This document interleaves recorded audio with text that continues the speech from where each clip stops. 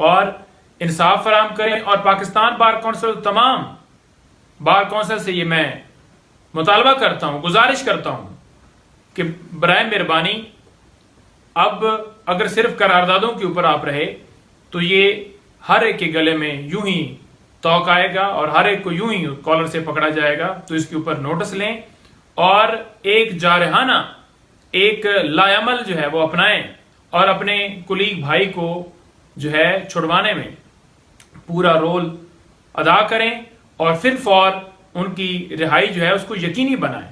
हम एक मिनट भी किसी सूरत इस बात को जो है वो नहीं बर्दाश्त कर सकते कि हमारे भाई जो है वो शेरबदर मरवत साहब वो अंदर हों और जो वकला हैं उसके ऊपर जो है सिर्फ करारदादें पेश करें। करारदादों से मामला गुजर चुका है तो लिहाजा करारदादें बहुत हो गई, अब जो है लाएअमल का टाइम आ गया, तो लाएअमल अपनाएं, हम आपके साथ हैं। बिस्मिल्लाहिर्रहमानिर्रहीम।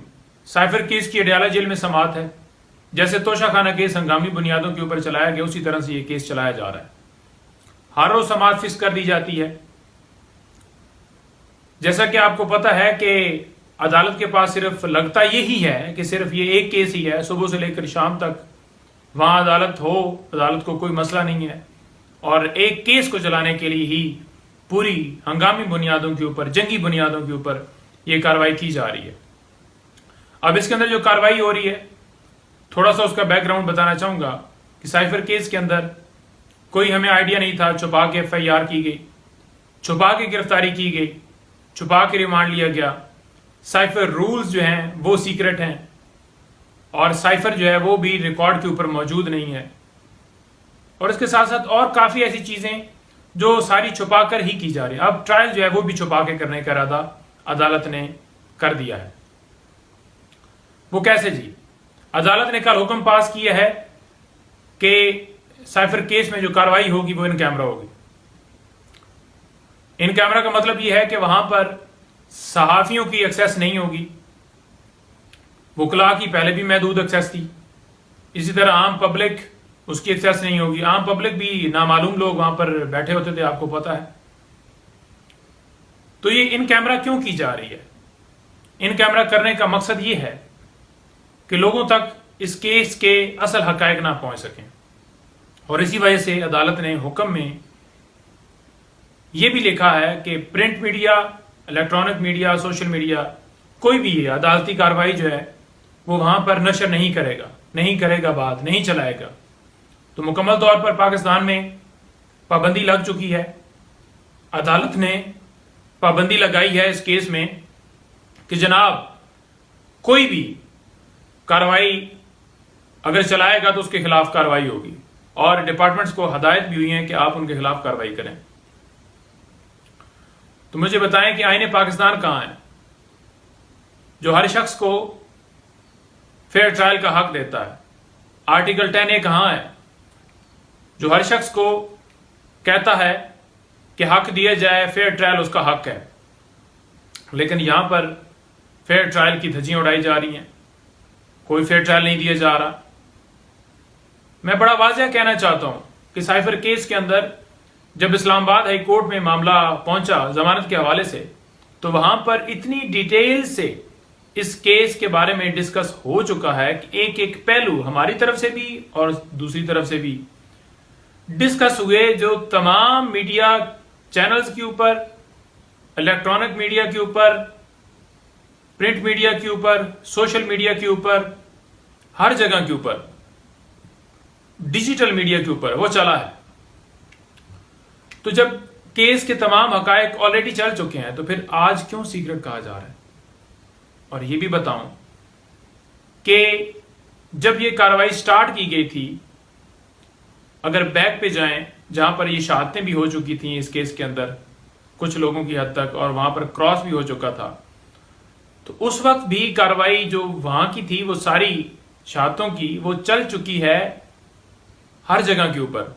तो आज ये कहना कि क्योंकि मामला शहादतों पे आ गया है तो लिहाजा वो कार्रवाई ना चलाई जाए, तो पहले क्यों चलाई गई? और अगर पहले चलाई गई है तो तमाम जो हकायक हैं उन लोगों की हद तक जो उन्होंने गवाही थी वो तो हर जगह पर चल चुके हैं। तो फिर अब आकर उस जगह से जहां से स्टार्ट ट्रायल हुआ था वहां से स्टार्ट ये दोबारा ट्रायल हुआ है और शहादत की स्टेज के ऊपर पहुंचा है, तो यहां पर पाबंदी क्यों लगाई गई है?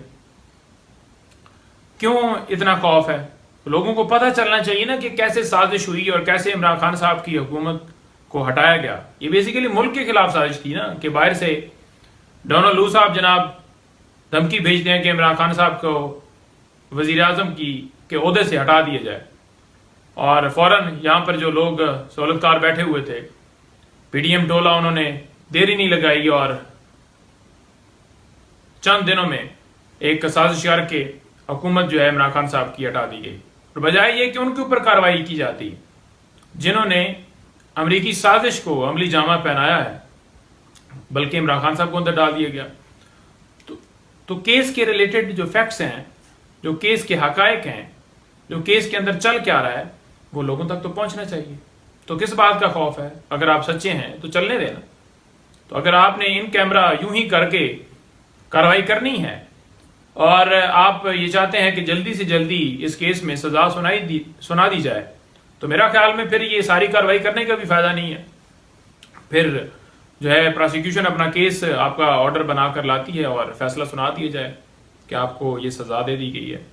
यूं नहीं ट्रायल चलते, यूं नहीं केस चलते। हम इसकी पुरजोर मजम्मत करते हैं और मुतालबा करते हैं आला अदलिया से कि जो फेयर ट्रायल हैं उसके तमाम तकाजे पूरे किए जाएं और इमरान खान साहब को इंसाफ दिया जाए। अगर इस केस में थोड़ा सा भी इंसाफ किया जाए तो ये केस जो है उन पे बनता है जिन्होंने दर्ज किया है, इमरान खान साहब पे नहीं बनता।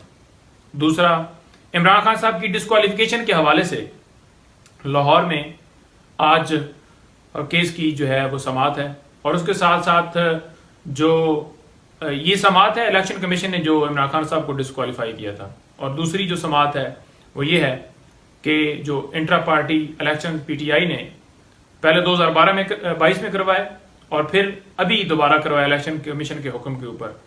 तो जो इलेक्शन कमीशन ने हुक्म दिया था, फैसला दिया था कि आप 20 दिन के अंदर अंदर इंटर पार्टी इलेक्शन करवाएं, तो उस ऑर्डर को लाहौर हाई कोर्ट में चैलेंज किया गया है, तो उसकी भी आज समाअत है।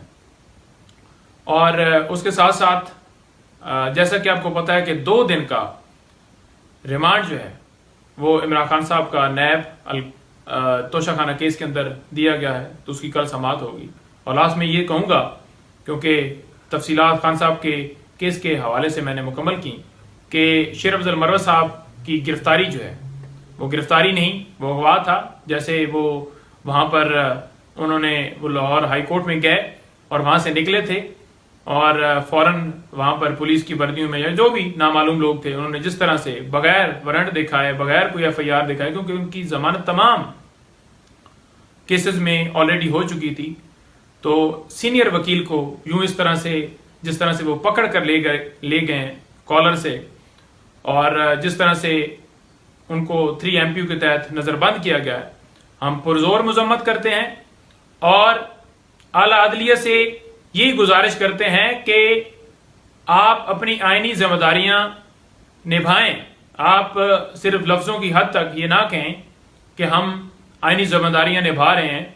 जो लोगों के हकूक सलब हो रहे हैं, हमारे वकला के ऊपर जो अभी सिलसिला शुरू किया और पूरे पाकिस्तान में जो इससे पहले किया गया है, इमरान खान साहब के केसेस देख लें, बाकी हमारी खवातीन जिनके साथ जो सलूक किया जा रहा है MPU के तहत जो बंद हैं, तो उसका नोटिस लें और इंसाफ फराम करें। और पाकिस्तान बार काउंसिल, तमाम बार काउंसिल से ये मैं मुतालबा करता हूं, गुजारिश करता हूं कि बराए मेहरबानी अब अगर सिर्फ करारदादों के ऊपर आप रहे तो ये हर एक के गले में यूं ही तौक आएगा और हर एक को यूं ही कॉलर से पकड़ा जाएगा। तो इसके ऊपर नोटिस लें और एक जारहाना, एक लायामल जो है वो अपनाएं और अपने कुलीग भाई को जो है छुड़वाने में पूरा रोल अदा करें और फिर फौर उनकी रिहाई जो है उसको यकीनी बनाएं।